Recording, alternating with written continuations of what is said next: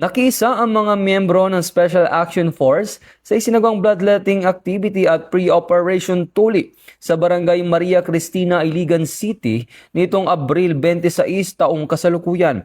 Aabot sa 150 kabataan ang nabigyan ng serbisyong libreng tuli at nakakolekta ng 43 bag ng dugo sa mga voluntaryong donor.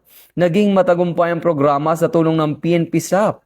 Iba't ibang ahensya at organisasyon nagbigay rin ng suporta si Vice Mayor Wek Uy sa pamamagitan ng pamamahagi ng 20 sako ng tigli 5 kilong bigas bilang pasasalamat sa mga blood donor.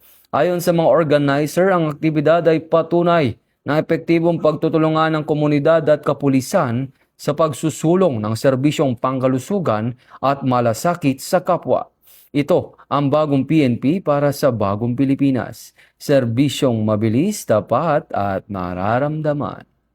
Mula dito sa National Headquarters ng Philippine National Police, ako ang inyong PNN correspondent, Patrolman Edwin Baris, alagad ng batas, taga-taguyod ng Balitang Pulis.